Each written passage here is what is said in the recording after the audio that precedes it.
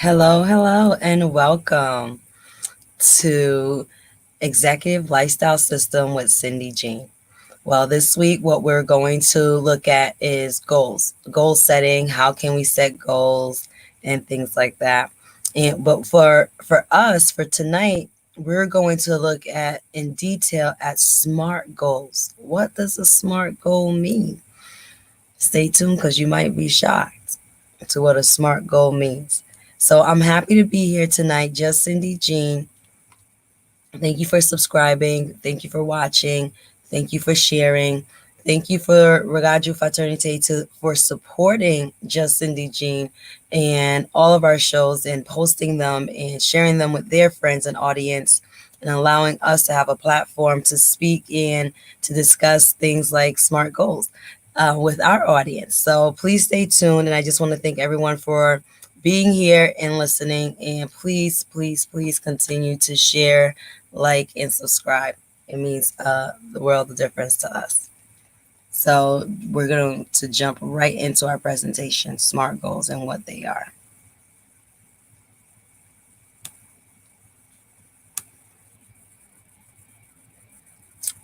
SMART goals. Before we could talk about how to make a SMART goal, we must first talk about what are goals and goal setting facts. Goal setting involves the development of an action plan designed in order to motivate and guide a person or group towards a goal. The key words here is action plan. That action plan works as a guide, a beacon of light in the dark, works as motivation for you and the team. When you're tired and you don't feel like doing it, that action plan is going to get you there. It's going to motivate you. It's going to tell you why you're doing this, why you're still here. Goals are more deliberate than desires and momentary intentions. Sometimes we drive by and say, oh, it's hot out. I wouldn't mind going to the beach today. But it's not something that we're going to do. So that's not a goal. It's a momentary intention. It's a momentary desire. Therefore, setting goals means that a person has committed their thought, their emotion, and behavior towards attaining the goal. Your thought, your emotion, and behavior, all three of these things have to be in line in order for you to actually have a goal, for it to not to just be a desire, for it not to just be an intention to do something that you intend to do this, or you have a desire to do that. But if you commit your thought, commit your emotion, and commit your behavior towards these goals, towards getting these goals, you actually have a goal. In doing so, the goal setter has established a desired future state which differs from their current state, thus creating a mismatch which in turn spurs future actions.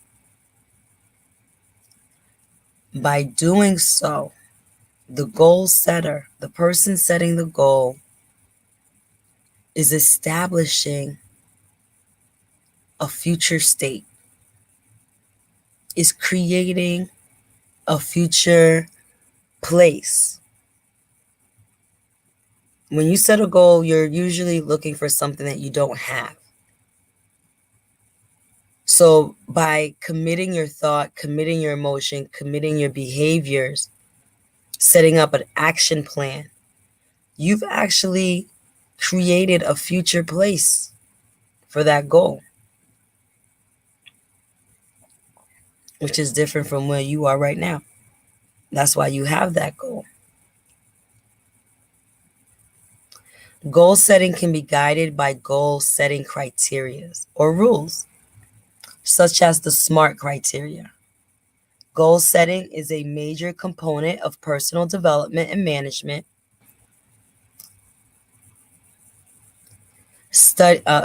Studies by Edwin A. Locke and his colleagues, most notably Gary Lotham, have shown that more specific and ambitious goals lead to more performance improvement than easy or general goals. Now remember these names. Edwin A. Locke. He first spoke about SMART goals in a paper that he wrote in 1969, I believe it was. And it was to help his clients achieve greater goals, perform better, be better achievers. Anything that they put their mind to, they have a better chance of achieving it. The goals should be specific, time constrained, and difficult. Difficult goals should be set ideally at the 90th percentile of performance, assuming that motivation and not ability is limiting attainment of the level of performance. So a SMART goal is attainable without any motivation because it lays out the plan for everybody. Someone can just come into the SMART goal and they know what needs to be done. As long as the person accepts the goal, has the ability to attain it, and does not have conflicting goals, there is a positive linear relationship between goal difficulty and task performance. It will be aligned. Your goal will not be difficult if you're performing well, if you're able to measure your performance, if you know why you've put this goal in place and the outcome of that goal. So having a goal or say a goal in mind or saying that you want A or B is not enough. You have to go deeper than that, because a lot of us say we want something but really don't know the outcome of what we want because we haven't fully looked at all the criterias to getting that goal, which we will dive deeper in a minute. Goals. Goals are attainable achievements. Things that you want to achieve that you can achieve. Your goals act like a beacon of light to light your path along the way. A lot of people think that their goals is at the end of the pathway. Oh, my goal is to go to college. My goal is to become the supervisor at this company or the manager at this company. My goal is X. That is the end result. Well, in actuality, your goals is the attainment of that achievement, of that end result. Is the things that you have to do to get to that end result. That's what a goal is. The things that you have to do to get to the end result. So we're going to look at what are those things that we have to do to get to that end result. Earlier, I spoke to you about Dr. Edwin Locke, who in 1968 came up with the SMART goals technique. He published a paper called Towards a Theory of Task, Motivation, and Incentives. In this paper, Locke established that appropriately set goals do result in superior organizational performance. If you set your goals up appropriately, you will perform superior performance. So let's look at these SMART goals and what they are. S is for specific. Specific. M is measurable and meaningful. A, as if now, all areas of life. Achievable. R, is my goal realistic? Am I responsible for my goal? T, Is there a time frame for my goal? What am I working towards?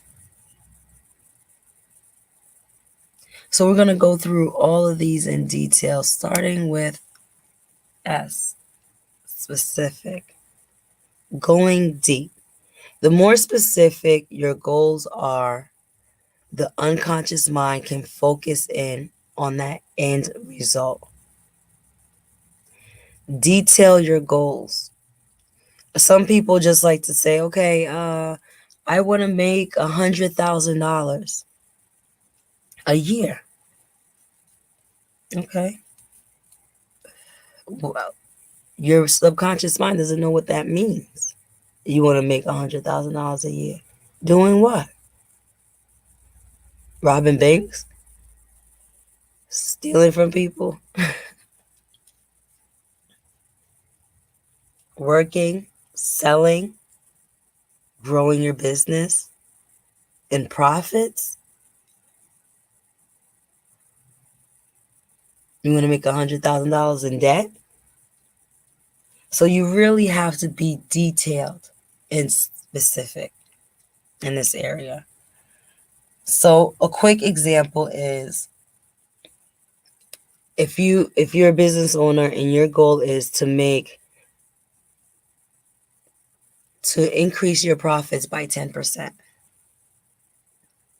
My question to you is that before taxes or after taxes? Is that today or in the next 10 years?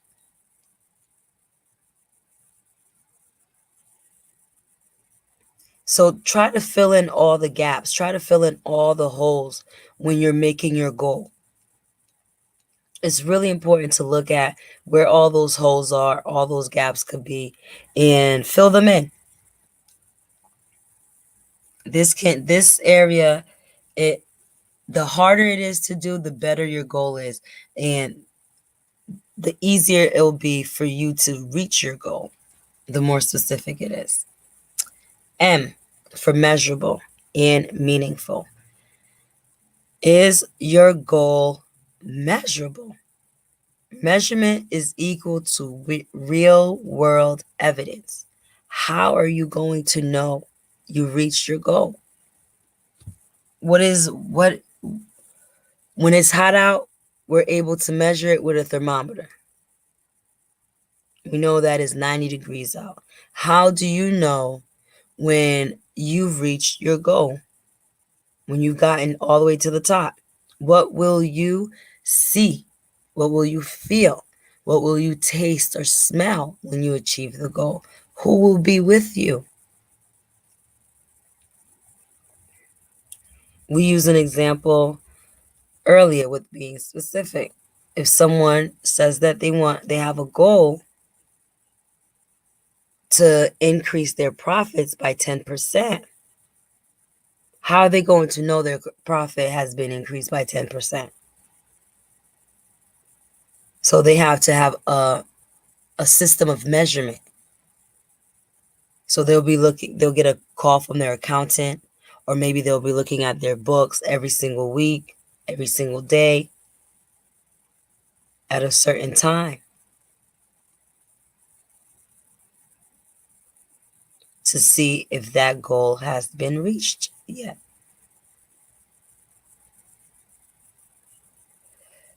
A good way to figure out, to write this part down, is to use detailed description using sensory words. I see, I feel, I smell, I hear. These are things that are going to make that achievement recognizable. A lot of us achieve goals and it's like you never celebrate it. You never stop to celebrate. Oh, wow, I've made it here. I've done this. Unless there's a large graduation or something like that, people usually don't stop to celebrate their achievements. So that's because they do not have measurable goals. They don't have a system to measure. And that system to measure can simply be by writing down detailed description using sensory words of what it will feel like, look like, taste like, smell like once you reach your goal. Is your goal meaningful? How are you going to motivate your unconscious mind to achieve that goal, for it not to be hard work? What does it mean to you to achieve that goal? There's some goals that you have to work on for 2 years, 5 years. Maybe you have a goal to buy a house and you want to save $100,000 to buy that house. It might take you 5 years to save that money. It might take you 10 years to save that money. What makes it meaningful to you that's going to keep you going for that 5 years? That's going to keep you going for that 10 years? Is your achievement worth it? Will it be that 10 years of struggle? Will it be worth that 5 years of struggle and pain? When you accomplish your goal, is it aligned with who you are? Sometimes we see something, oh wow, that's a nice car. Once I reach that 10% profit, I'm going to get myself a Camaro. Is that Camaro aligned with who I am? If I have a family of 4 with 3 dogs, I can't possibly go and get myself a Camaro.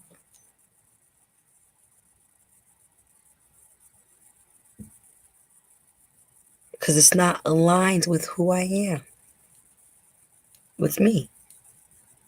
It's not meaningful.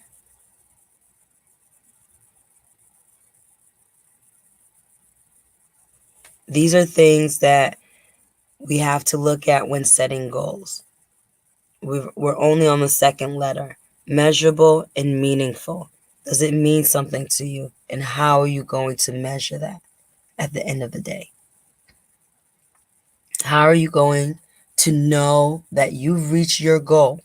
That letter M lets you know that you've reached your goal. The struggle means something to you, and you know that you're at the finish line, that you've just crossed the finish line by setting up a system of measurement. A, as if now. As if now. Make a statement that is in the now. When we have goals, we have to write it down. So being specific, we write that down and we cross it out and we get deeper and deeper, and we cross it out and we get deeper. So we have to write it down.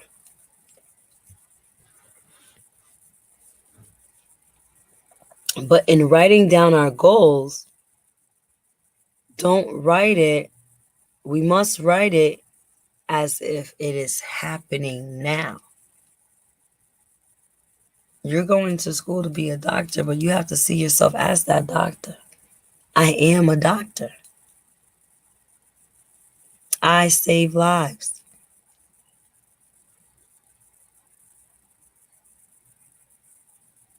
You write it down as if now. These are your affirmations. Because your brain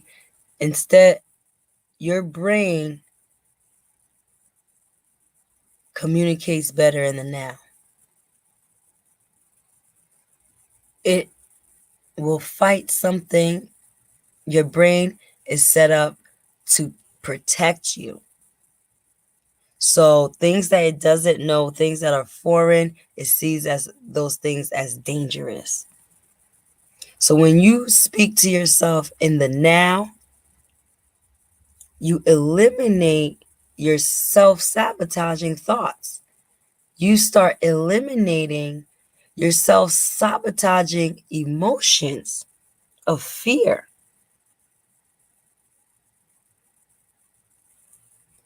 So speak as if now. Make statements that is in the now. A stands for all areas of life. Are your goals helping you achieve work-life balance? How will this goal better your life? Everyone has a wheel of life. Whether it's you and maybe your cat or your dog, you and your parents, you, your work life, your spiritual life. Everyone has a wheel of life, things that we have commitments and responsibilities to. So when we look at our goals, we also have to look at how do these goals affect the areas of our lives. Is it going to make it better? Is it going to make it worse? How will it, this all, being able to visually look at all the areas of your life that achieving the goal can possibly help improve. Or maybe you have a goal that when you put it up against the areas of your life, it actually destroys your relationships with the people that mean the most to you in your life. So it's good to look at where that goal and attaining that goal, how does it affect all areas of your life? Is the goal achievable? What would my life be like if my goal was reached? You might ask yourself, how do you know if a goal is achievable, especially if it's never been done before? It's achievable if you believe it's achievable. It's achievable if you put the dedication and work behind it. It's achievable if you have less obstacles that have nothing to do with you, that are in the areas of your life that support your goal.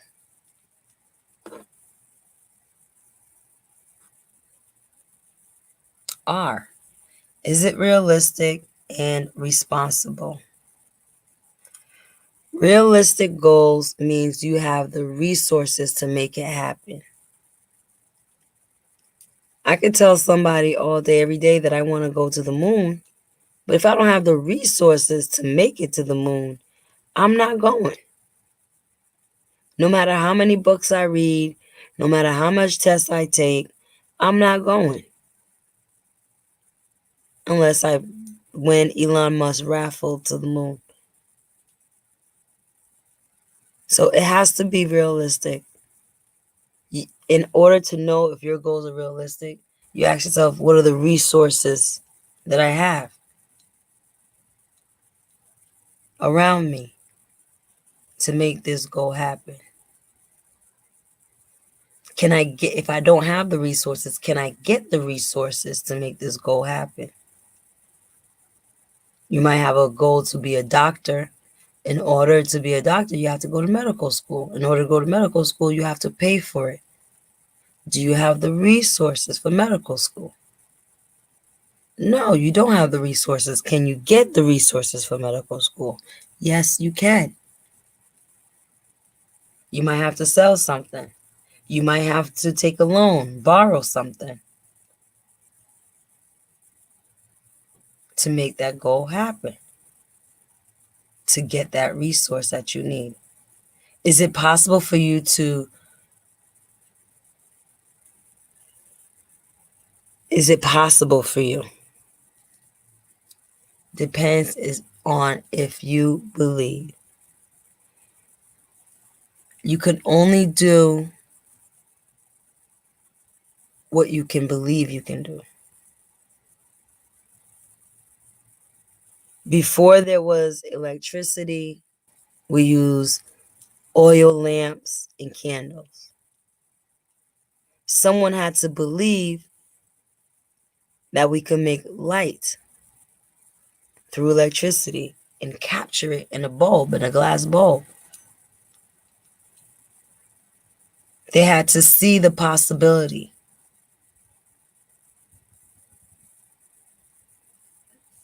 Many people around them did not see the possibility, thought it was ridiculous, a dream. If it could be done, it would have been done already. Dream killers. So you have to believe that your dream is possible, that it's real to you.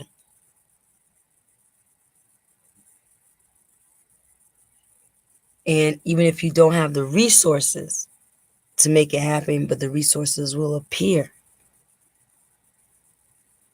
Do you have the capability to attain those resources? Are you able to get the resources that you need? Or have people, surround yourself by the people that will help you get those resources. Last but not least, for R is responsible. Are you 100% responsible for this goal, for the attainment of this goal, for achieving this achievement? Sometimes people set goals up that they're not responsible for. Oh, I have a goal for this person on my sales team to reach XYZ. How about if that person that doesn't feel good that month and doesn't reach that goal? It's not attainable because you're not responsible for it. Somebody else is responsible for it. Some people might say, oh, I have a goal to be manager of this department store. Being manager is not 100% depending on you. You're not responsible for that decision.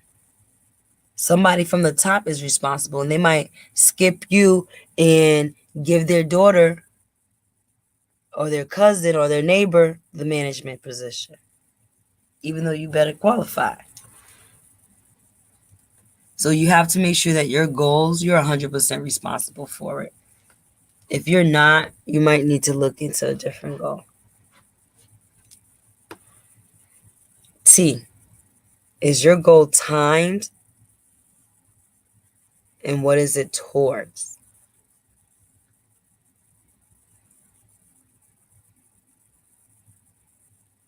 Having a timed goal is laying out the day, the month, the year that you want to achieve your goal. When you go to college, you know that you're going to college for 4 years. If you want for that bachelor's degree, if you want a PhD, you're going to have to add an extra 2 years to it. So you know the time frame to get that college diploma, to get that certification. You know the time frame to achieve that goal. So writing down the day, the month, the year, sometimes even the hour,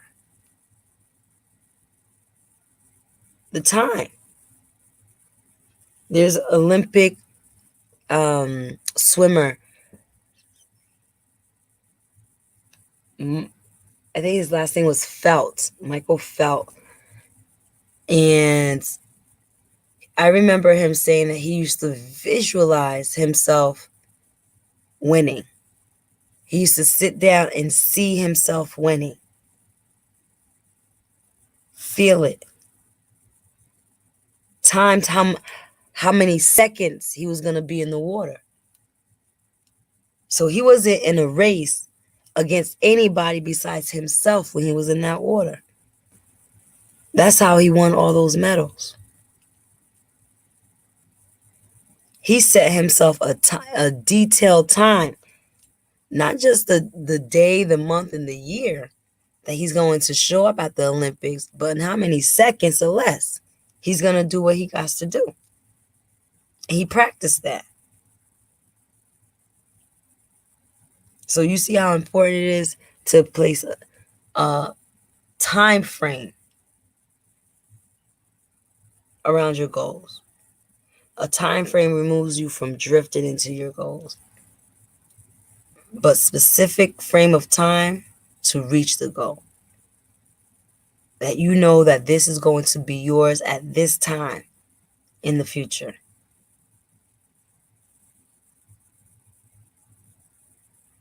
When you have a time frame, I think it's easier to do the second part.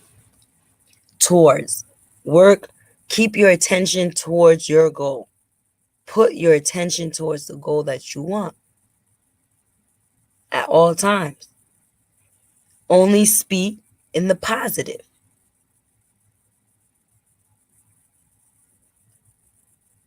Some people it's like, oh, I don't want to live in the ghetto. I don't want to live in the ghetto. I don't want to live in the hood. But the only thing your brain hears, they don't hear the don't. They hear, I want to live in the hood. I want to live in the ghetto. That's what your brain hears. So when you're only thinking about that, those are the things that your body is going to work towards. Even though you're saying, I don't want, that's what your body is going to work towards. That's what your mind is going to be focused on. Is the exact thing that you don't want. So therefore, we have to change our attention. Pay attention to only the things that we do want. Speak into fruition the things that we do want. Oh, I'm gonna get a house with a pool. I have a house with a pool waiting for me. In 5 years, I have a yellow house with a pool, a tennis court, mature trees in the yard. Instead of you paying attention to, oh, I hate this house that I live in. Oh, I hate this place. Oh, I can't stay here anymore. This place just depresses me. That's exactly what you're going to get, is what you pay attention to. So please be careful where you put your attention. Because where you are putting your attention, or the things that you are going to receive, because those are the things that you are only going to see. Our brain has this photogenic way of giving us or allowing us to see what we want. It's like when you lose something, you lose your keys.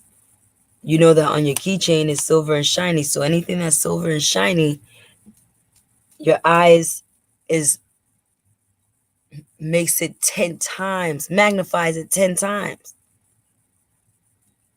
The same way, you just buy a brand new car, a new Toyota, and before you never saw those cars on the street. Now, after you bought that car, that's all you see is your car model on the street, everywhere in different colors, because our brain magnifies what we want. Where we where our attention lays, it magnifies it. What we're thinking of, it magnifies that. So, ladies and gentlemen, please only speak in the positive when you're talking about your goals. There are some ecological things we have to be aware of when we are making our goals.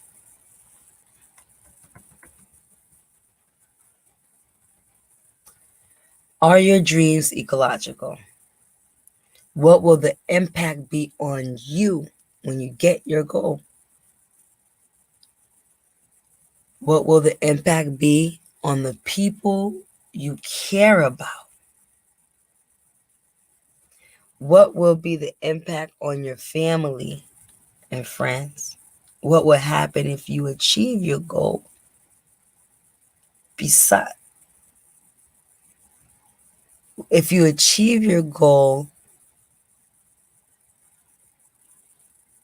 against all odds,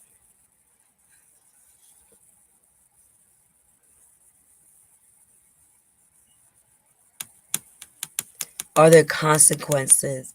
Knowing if your goal is ecological is knowing if there are consequences that affect your environment or the people around you when you get your goal.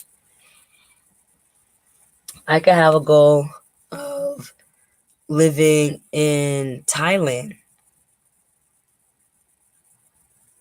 However, how is that going to affect my family? How will it affect my children, my husband, my business, my friends, the life that I have now? So no matter what type of goals we put together, we have to look at how is it going to affect us in the lifestyle that we're living today. Will it move us in a positive direction? Will it move us in a negative direction? These things are important for us to look at and to be aware of.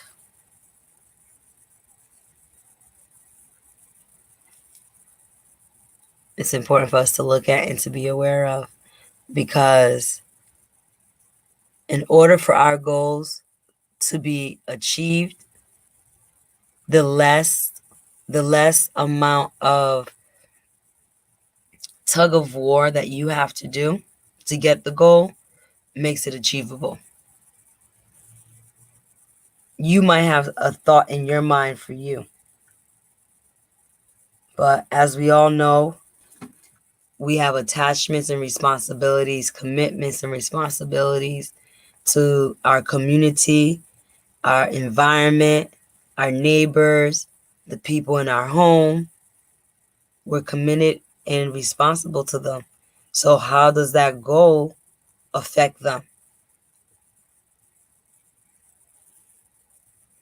I can have a goal to be the next city council member, to go out for city council. What is going to be the effect on that? How is that going to affect my family? Because as city council member, now I represent a population, not just a family of 4, but a population of 60,000.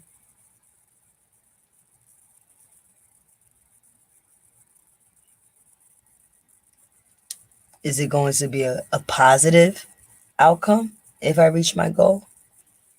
Will I be able to balance that?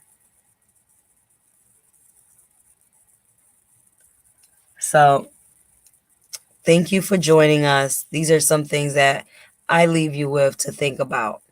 We also have spreadsheets and exercises that we do to help us reach our goals. Ladies and gentlemen, feel free to reach out, subscribe, and follow us on YouTube, on Facebook, on LinkedIn, and on Twitter to find out more of what we're doing here on Radio Fraternité and on Just Cindy Jean. What we're trying to do is bring information of value to our listeners, where you can live a better life with better understanding, with more knowledge. You can live a better life. You can live a happier life, a fruitful life, a life full of abundance, a life that you choose and that you love. So that's what we're doing here, is bringing you tips into living that abundant life. Insights on work-life balance, helping you reach your goals, helping you achieve the unachievable. So I leave you tonight with a word from Miles Monroe. I always like to say a little story, and I feel like tonight I didn't have enough stories to tell. So Miles Monroe is a Bohemian pastor, and I had listened to a sermon of his when he was alive, and he has said that the richest place on the planet is the cemetery, because the cemetery is full of songs that haven't been written. It's full of books that haven't been written. It's full of inventions that haven't been created. It's full of businesses that were never started. So, ladies and gentlemen, let's stop putting our riches in the cemetery. Let's stop burying our wealth. But instead, let's use the tools here this evening, the SMART goals from the Executive Lifestyle System, to really enhance your life, to better yourself. These tools here allow us to better ourselves, to enhance our lives, to live the life that we want, that we know that we deserve. So, ladies and gentlemen, please look into these SMART goals. Play it again. Share it with a friend. Even if you don't see value in it, share it with a friend, because somebody else might see value in it. Having goals is the first step to living the life that you want. Knowing how to put those goals together is the most important step. People write down lists of intentions, desires, but we don't really sit down and put a goal together where we're being specific, where we're measuring it, that we're making sure it's meaningful to us, that we're speaking it into existence as if it already happened. It is in the now. It has been attained. That we sit down and we look at who's responsible, and do we have the resources to make this goal attainable? Is there a time frame for us? Are we working towards it every single day with our every single being? Our every thought is towards that goal. Our actions are placed towards that goal. So, ladies and gentlemen, tonight we went over our SMART goals so that we can live the life that we want, so that we can live a happier, more meaningful life.